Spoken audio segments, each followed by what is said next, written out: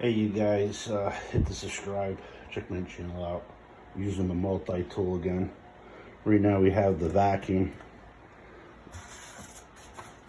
We have the vacuum here. We're gonna go ahead and put that on.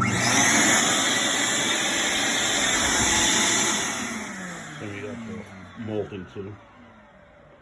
We're gonna run the vacuum, catch the dust from the multi-tool. But I'll give you a little action with the multi-tool. We're cutting out a section so we can fill it. So when we put the trim on the window, we don't have that big old gap. Here it goes.